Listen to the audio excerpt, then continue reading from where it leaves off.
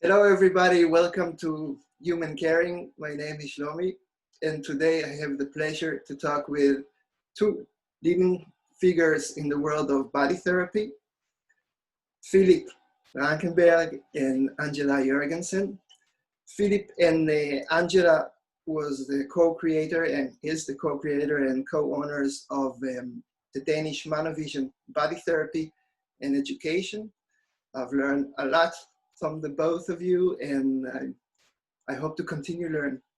So welcome, Angela and Filip. Thank you. Thank you. I hope today to cover different subjects, and perhaps we can start with kind of a general question. What, with your perspective, it takes, what kind of conditions will allow a good treatment?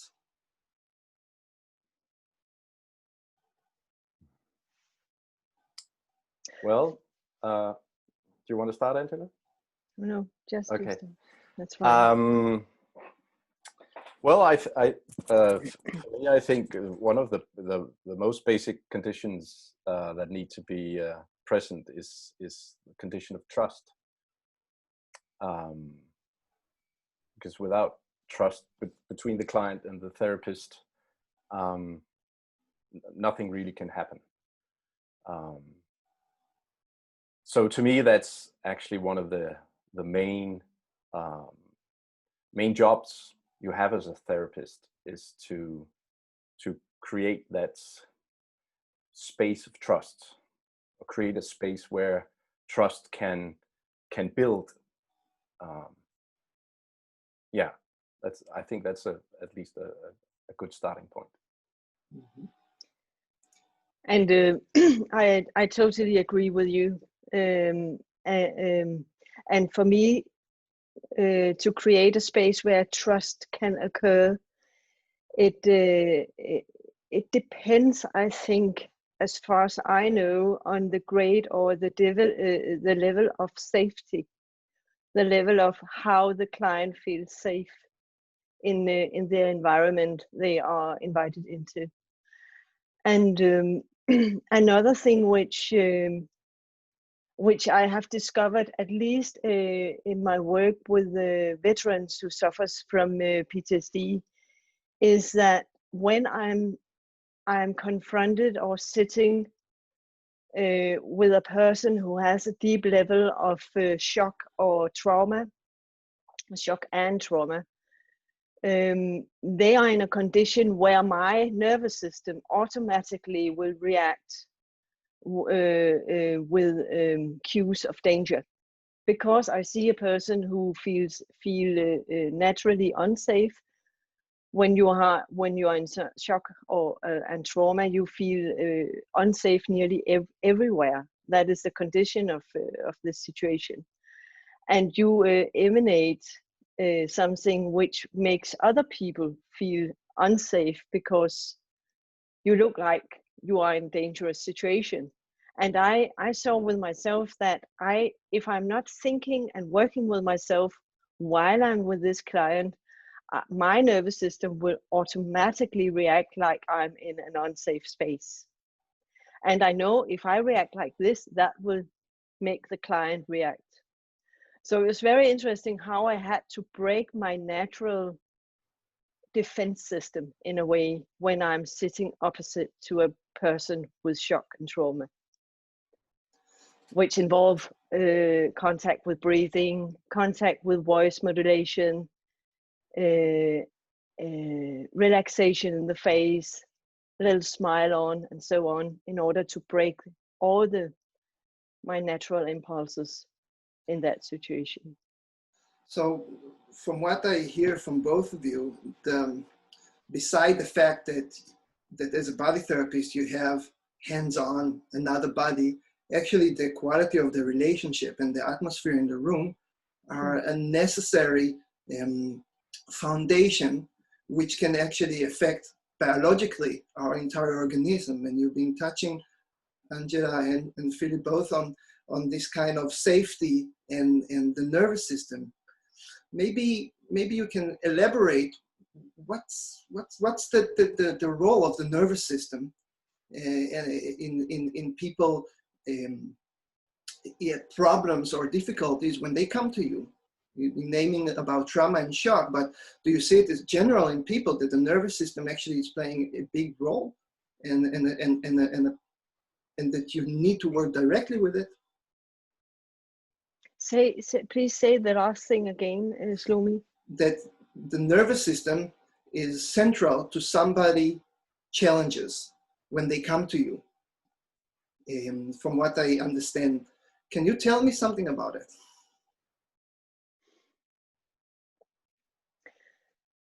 As I have been experiencing with clients, and also with conversation with Stephen Porges, who is a very important man in the field of developing the field of or the theory of the polyvagal nervous system.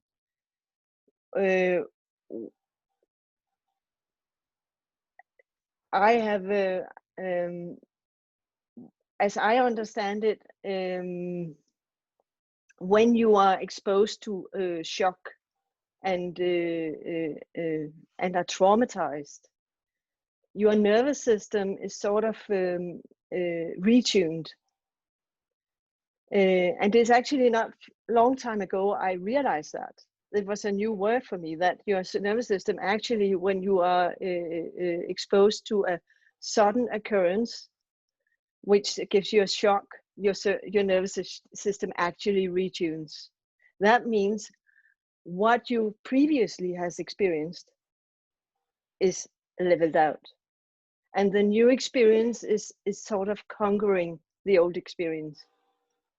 So that's why when you're traumatized, you cannot reason with yourself that this is what you are in is a safe situation, because your new, this shock has taught you that no places are safe anymore. And what happens in the nervous system is that the activation of the vagus nerve is shutting down.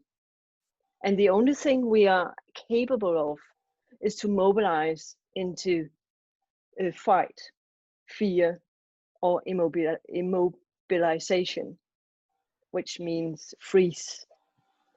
And what we need the vagus nerve or the activation of the vagus nerve for is to actually to calm us down. The vagus nerve is connected with our heart rate, or our heart, and our breast, the muscles in the breast area. So it's working actively to lower our heart rate and to relax our breast area. And also it's connected with our face, so it relaxes our face, so we are so we can smile, for example, and relaxes our ears so we can hear. When we are in a shock, we can not do any of those things, because the vagal or the vagus nerve is out of function. It's called the vagal brake, or it's called the vagal brake is out of function. So when the vagus nerve is out of function, our sympathetic nervous system takes over, and it has to. It mobilizes us for fight or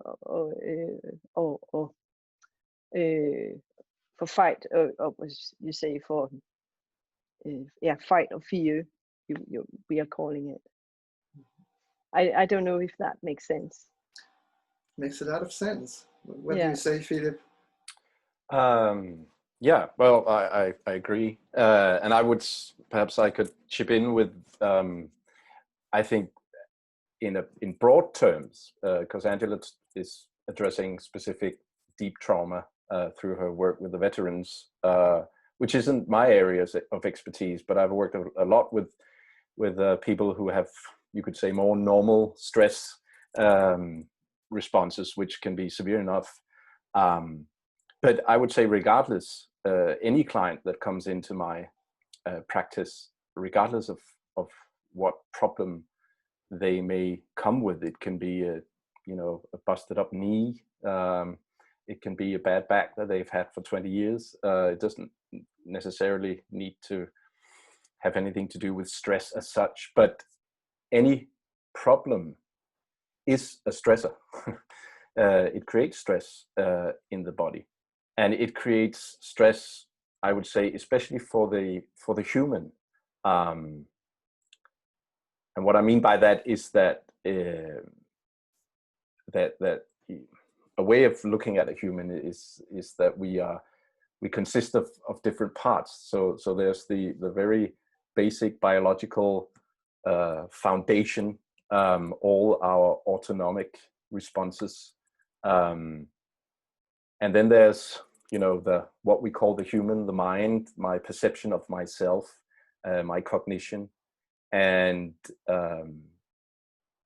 that can create a lot of stress as well, because you could say that, I mean, whenever a client comes in with whatever problem they have, the situation is that they have a problem and they cannot solve it. Otherwise they wouldn't be there. So in a sense, regardless of what they show up with, they are stuck.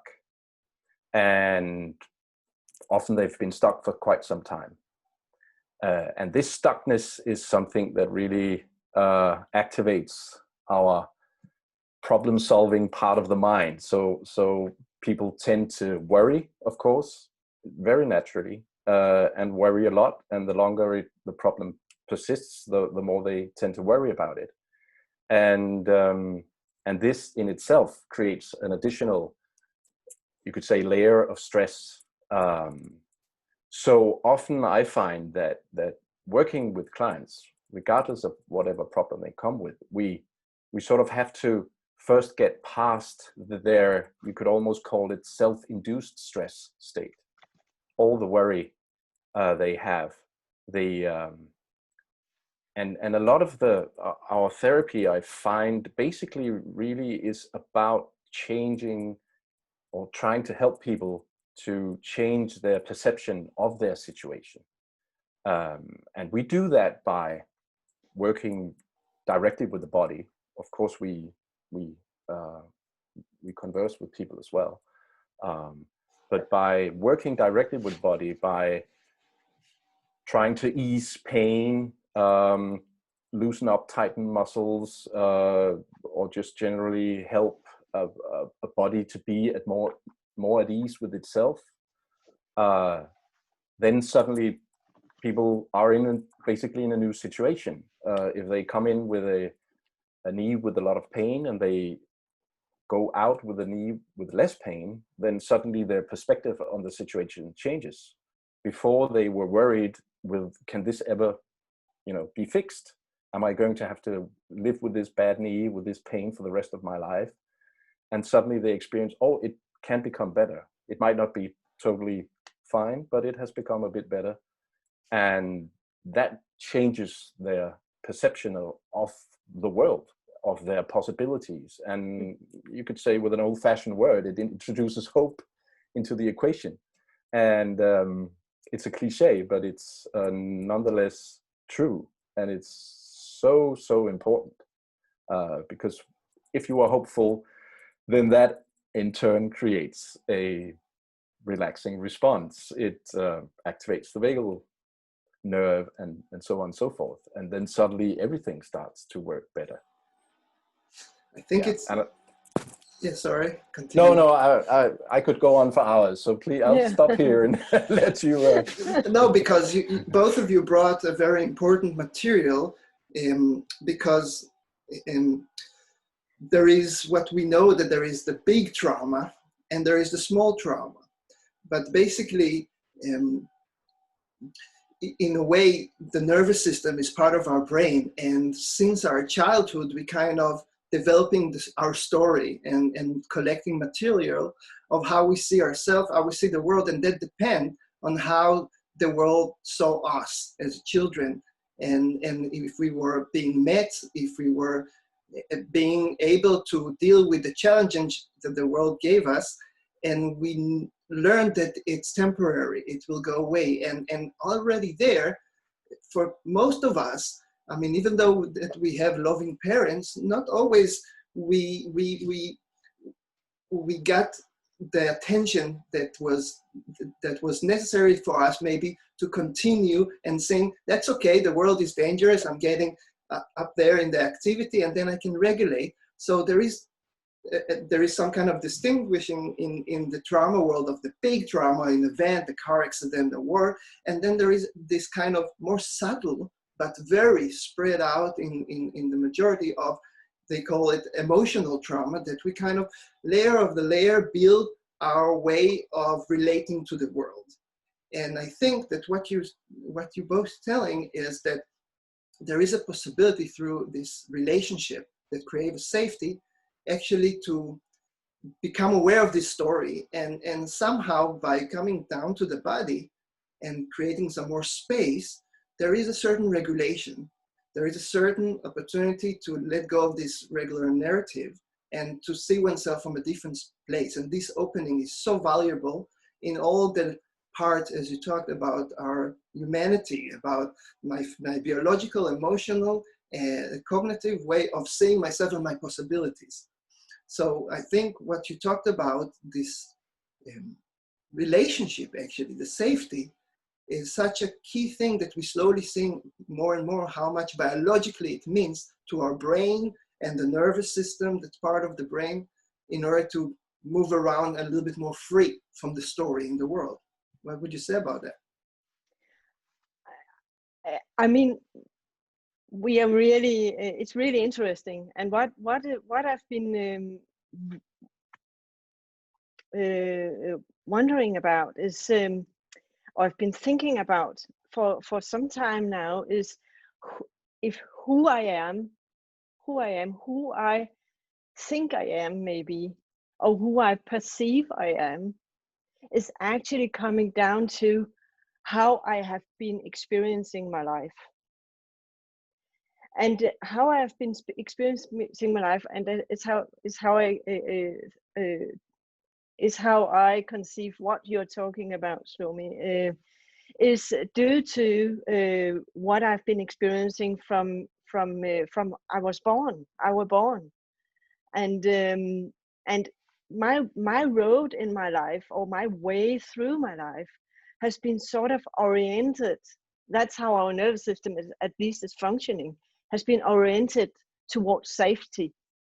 So we can all agree that we have different parents, different circumstances of upbringing, and in these conditions we are trying to find a way of safety from we are born.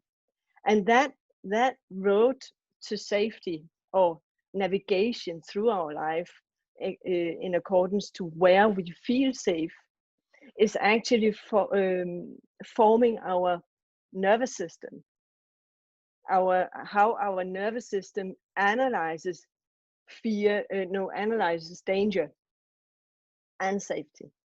And in the end, it forms our muscles and our structure. And the question lately for me has been if I can free myself of this structure, because I cannot understand anything else apart from what I am. And I think that is really, really interesting, because even though I try to explore my point of view, or my view on the world, I will always be limited in a way of my cues of safety. That I will actually never do anything to go further out of what I understand of my safety, not from my head, but from what my body perceive, because my body has to perceive it much faster than my head. That's how we are born. It will always help us to safety. It's another story. It's how our nervous system is built. But that, I'm just inspired by what you're saying, that can I actually break my narrative, or my structure of who I am? I don't know. Still, I don't know. When you said that, for me, it's a question: is it necessary to break it, or it's really a question of a different relationship to it, a different standing point, which I think from what I have experienced and known you in both of your work, the importance of bringing the attention back to the body, playing a huge role, because the narrative kind of is in the application of it, and the future and the past. It's kind of a big thing that prevents me from being in direct contact with what is, and that through the body, as you said, this is where life happens, basically.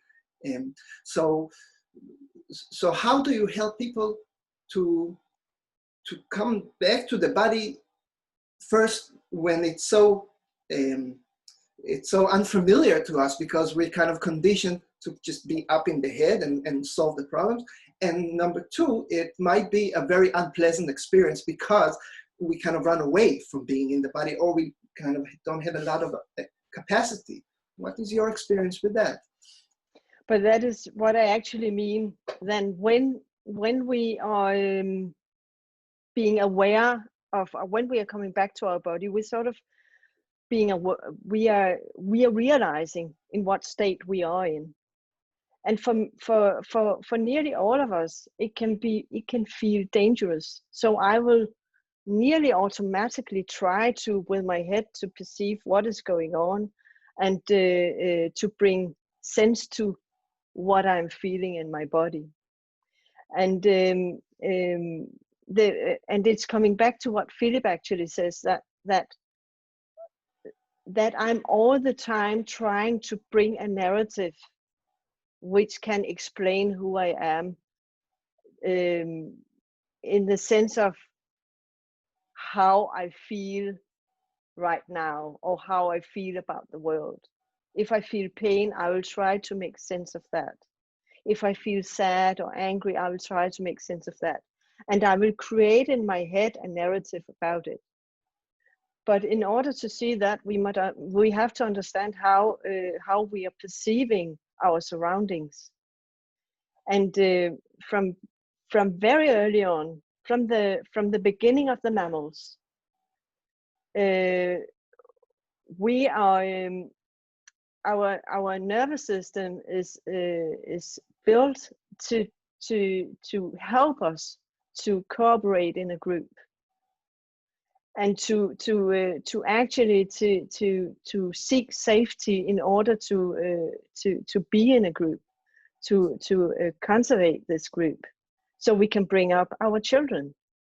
So first of all, I will always seek safety. I will also always try to make friends with the ones who are around me. And that is something which happens before I think. That is something which through neuroception, my understanding of how I try to make friends of other people will reflect on my nervous system, and either makes me safe if it's a friend, or makes me in a flight or fight mode if it's an enemy. Or if I analyze that my surrounding is dangerous, I will come in a fight and flight mode.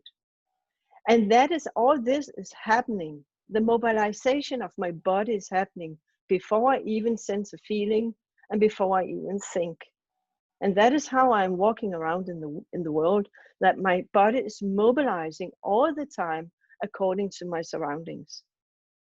And if you see a little baby, I mean, a totally newborn baby, you will see that this baby reflects that, because this baby is solely in the body. But later on, when we try to reflect and understand ourselves, and try to navigate in the world from what our surrounding is giving us, we are orientated out. We begin to orientate outside our body, and actually we come further and further away from sensing in the body. So I'm much more orienting towards, I feel this, and to understand this feeling, I have to make a story or a narrative which can explain why I'm feeling that. And that is the last steps in what my body, in what I actually have perceived. And that is very interesting. So when, as Filip says, when we get a client, we get what is up in the head, and that I feel safe, or I feel angry, or this man is an idiot, or I want to quit my job because my boss says this and this about me, or it must be because my boss has been doing this, or my colleagues is doing this, or my husband is an idiot and I want to divorce. I mean, all kind of settings. And these people come to us and say, it's my life and you have to do something about it, or can you help me? And all this is coming from something which try to make sense of an unpleasant feeling. And when and it's interesting, because when we contract in our body, and then we try to make sense of this contraction, we will always try to make sense of it from what is outside.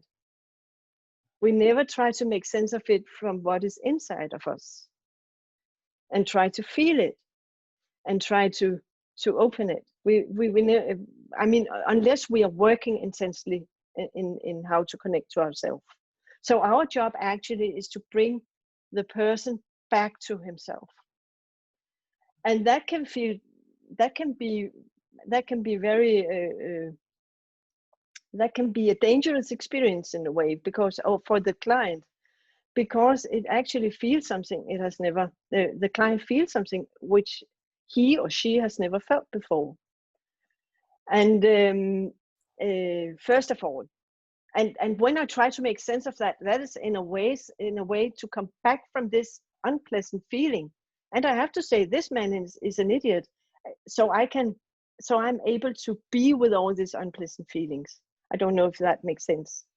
But when we in our work directly address the contraction in the body and help the client to relax, this relaxation suddenly sends signals to our brain that now everything is okay, because that is how it works. The mobilization is away, and as Filip says, my vagal break actually can occur again. I can lower my sympathetic fight and flight mode, and I can calm down, and I can start to look out in the world, and I can actually also listen better accordingly to the nervous system. And suddenly I have to make sense of this new pleasant feeling. If I'm not getting help to see that it's just my body who relaxes and I can perceive my world otherwise, I would say that it's my surrounding which has changed. But it's not. My surrounding doesn't change. It's my inner state which has changed. And that is an eye-opener for most of our clients, that when I change my inner state of being, I can change, as Filip said, my perception of the world. Filip, but how, because what you describe, Angela, is an opening. But you know, and that's a great opening and experience, and then somehow we get back to this automatic mode as we've been formed. So how can a therapist be a support in the process? Because it seems to me that there is a process on the treatment bed where you help the client to bring the attention home to the body. And nobody then the client can do it. Nobody then the client can sense their own body. And the one-time opening, it's a major experience. But if we want to get more familiar with this kind of unknown state of mind, then we need to make an effort. So as I said, one of the roles you have as a therapist is to kind of support and guide in this process. What will you say about that? Yeah, that's very important, of course. Well, again, I would say that it comes down to helping the client to create a new narrative. not necessarily in the sense of a new story as such. A narrative can be a sensation. It doesn't have to be a thought out story of how things are. But it comes down to, as you described, we help them create this opening, but then you also have to help them really realize that this opening has taken place, right? So you could say there's an opening and you become aware of it. You have the experience and it can be fantastic and everything. But you also need to sort of take a step back. You have to help the consciousness to become conscious of being aware of this opening, of the basic fact that this is actually possible. If it can happen once, it can happen twice, and it can happen, an infinitely number of times. So the job as a therapist is, of course, to connect deeply with that unique client that you have, and from all you learn about this person, their history, their narrative, and the way the body is structured, so to speak, that narrative that is embedded in the structure of the body, as Angela talked about. So the job is really finding out what kind of narrative should we create together, the client and I, before they go out the door. And for some clients, you have to help them create literally a storyline, a new storyline, right? Okay, so my mother was a bitch and didn't treat me well, but actually she wasn't treated well by her mother, for example. You can spell it out like that. For other people, it has to, the new narrative that you have to create has to revolve around their emotions, right? So really highlighting the fact that perhaps for the first time in a long time, they've experienced joy, for example. And just the fact that they can experience joy again. Perhaps they had created the story that I've lost the capacity to experience joy. That's a really stressful place to be. So it can be an emotional story, highlighting how that emotion feels, and really be concrete about it. Where do you sense the joy? Is it in the chest? And how does it sense? How's your breathing? And then you can have a really concretely down to earth physical sensation. Again, the busted up knee, right? People come in and say, "Oh, it doesn't work, and I have pain." Now that's a very simple story, right? So if they can arise from the treatment table with a sense of lightness, less pain, more flexibility, and even perhaps a more complex sensation of pain. So it's not just pain, but what kind of pain? Is it a sharp pain? Is it a dull pain? Is it a thumping pain? How does the pain change? And when it's a sharp pain, what does that tell me? When it's a thumping pain, what does that tell me? So that's sort of really opening up the story, making it more, a more, could you say lifeful? Livful, you would say, but in Danish, more life in that story, a more rich story, you would say in English, right? So the client has walks out of the session with many more sort of markers or points that they can relate to in the life to come, so to speak. Yeah. Does that make sense? It makes a lot of sense. You know, if we come back to Dr. Stephen Porges and Polyvagal theory, the whole, because what you talk, Filip and Angela, it makes me very curious about the role of the therapist in the room in order to establish this conditioning, because it seems like we have to have a lot of amount of curiosity in order to discover something. And Polyvagal theory talks about the ability to co-regulate each other. So it must mean that beside our work with our hands and what we say, it's really inside of us, what kind of state of mind as a therapist we are, and how authentic and genuine our own really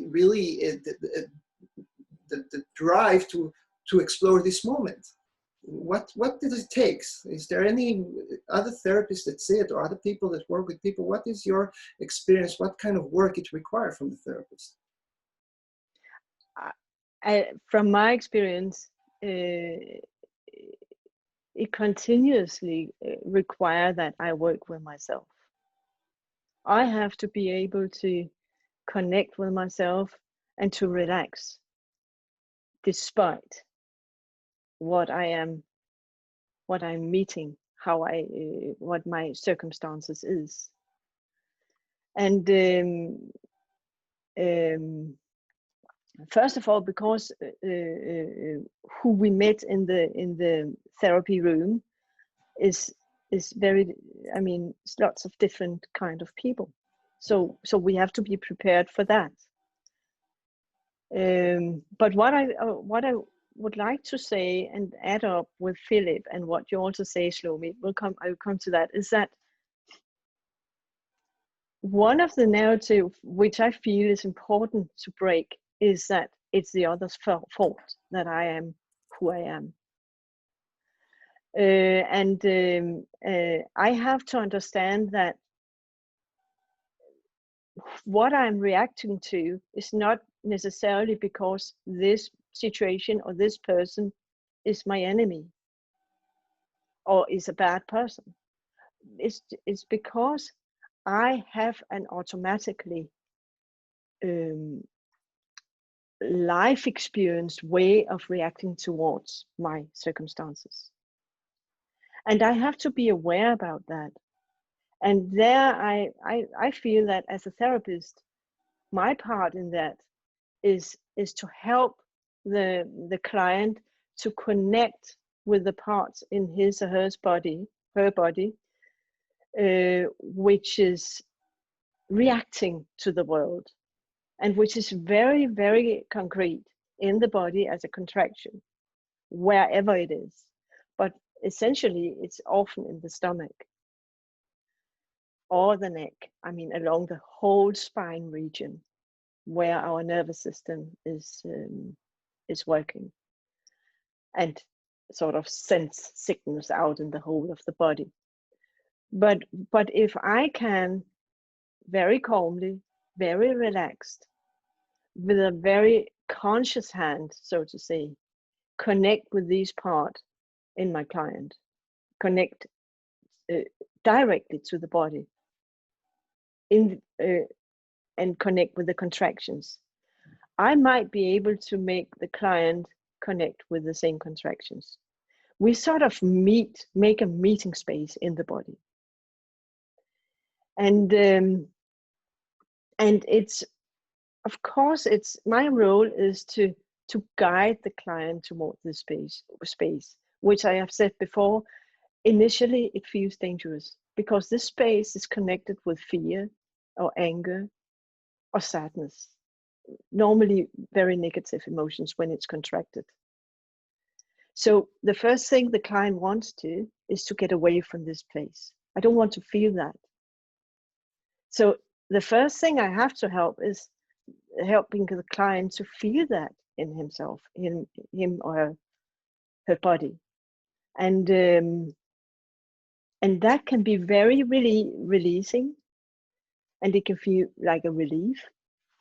It can be, I mean, there we are sort of connecting with my limits, because my normal reaction, behavioral reaction, will always try to contract when I meet this. So when I, as a therapist, is helping the client to relax this part, it might be a new step. It might be I invite the client to a new place, which has never been experienced before. And sometimes it can be experienced for seconds, sometimes for longer time, but we don't have to deceive ourselves, because the client will automatically try to come back into old habits. I mean, our structure is our longest experience. So what I try to implement is a new experience of myself. And but what I can try is that to help the client understand that, and to make him conscious about these reactions and how it physically recurs in the body. And when I do that, I might be able to dress the client with tools in how to meet these contractions when the client is not in together with me, for example. And it can be a new way of breathing. It can be how I turn my attention towards my body, even though it feels dangerous. I have to tell the client, you will not like this. You might not like this, but that is the way. In the beginning, it feels unsafe, but even though that is the way. So it's a sort of preparation into myself. I lately come up with a sentence that one of the person we most of all don't want to be together with is ourselves. And that is the paradox we are living with all the time. I'm trying to distract myself apart from being with myself. And it's interesting what you're saying, because we started with that the key thing in the room of the therapy is actually the relationship. And it's kind of paradox that we need help. We need to have a guiding hand, a tour guide, to be able to be with myself. And that's when that meetings happens and there is the safety necessary, then it affects the entire organism, even for a second. But that opening is a fire that begins to give fuel for a process. And what do you say, Filip? How can we? What helps you to keep the fire in you for your process?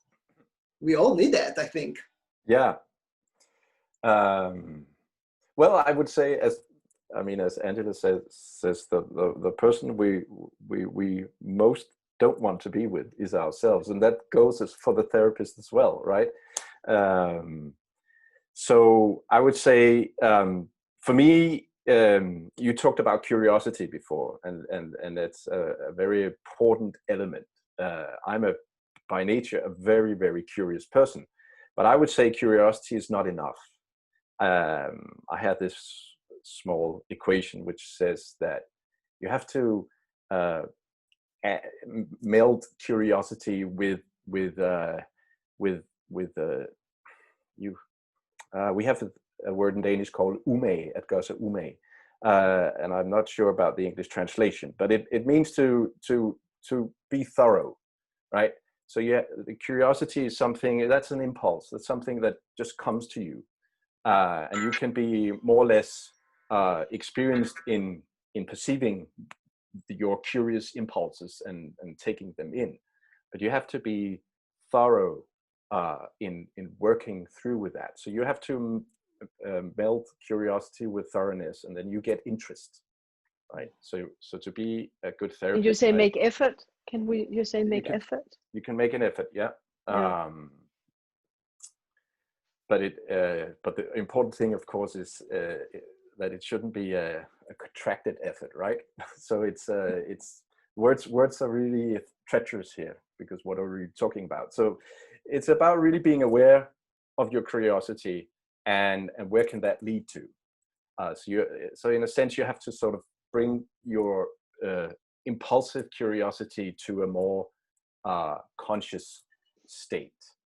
That's perhaps another way of saying it.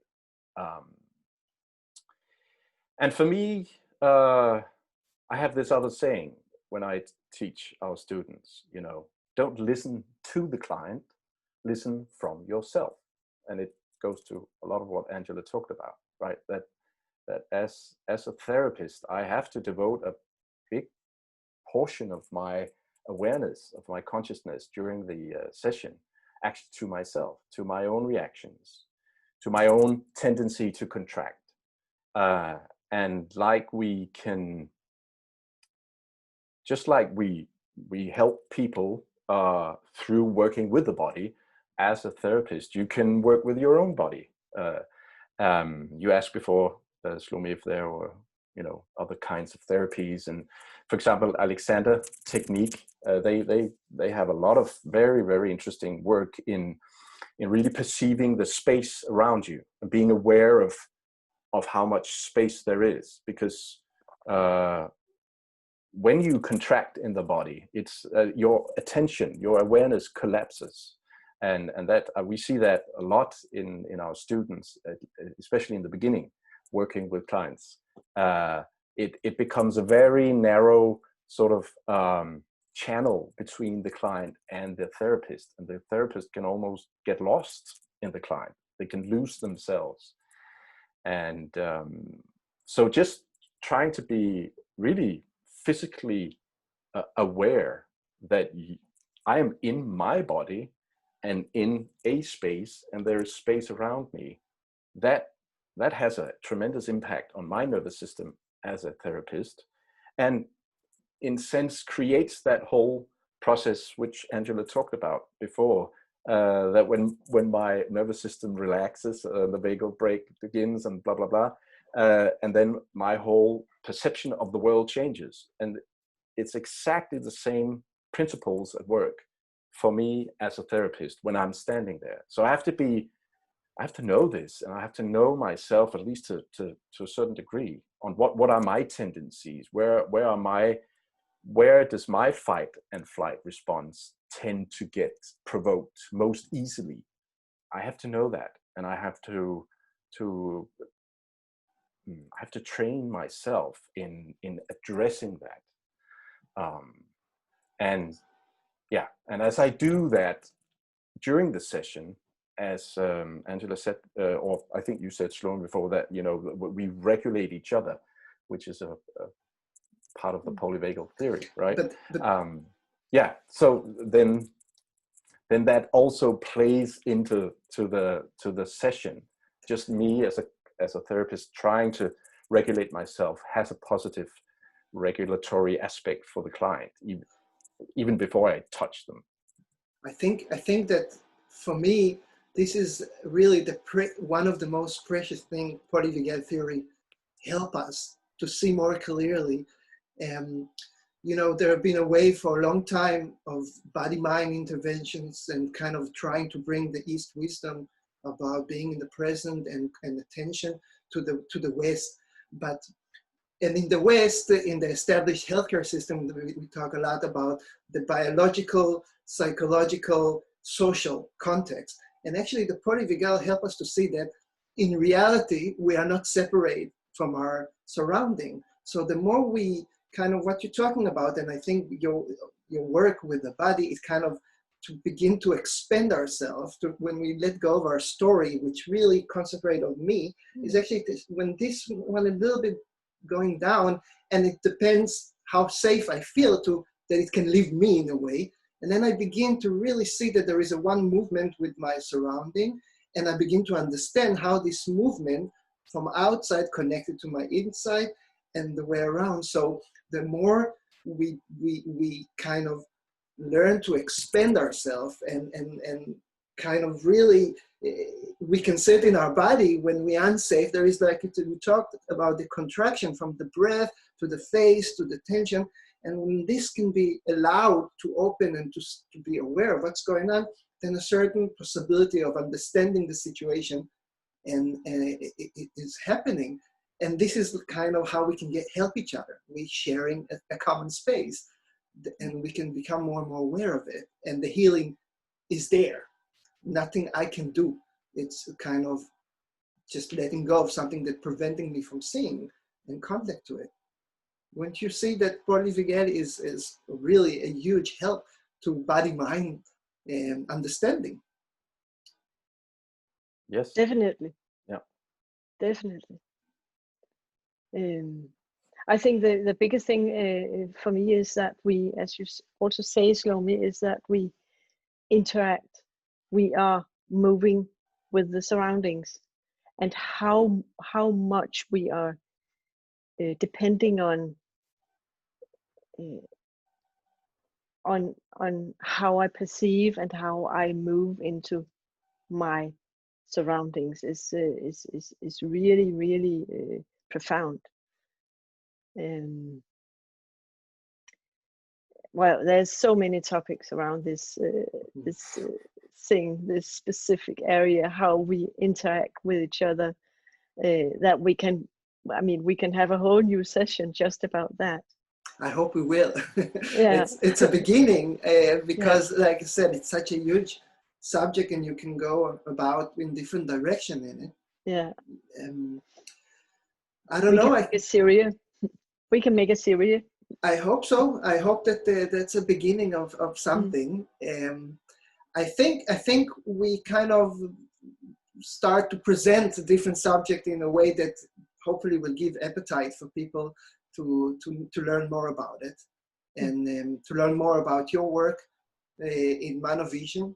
And it's I guess you can read more about what you're doing in the projects and the work in www.manuvision.dk, .dk, and yeah, I think we kind of need to wrap it again. Thank you so much for putting time and energy and attention to a very, very important subject. Thank you. Thank you. You're welcome. It's been very good. Yeah. Interesting. I hope that that we'll see each other again in that constellation and try to bring more inspiration and knowledge to people. So I hope so too. Until next time, thank you so much. Bye-bye. Bye-bye.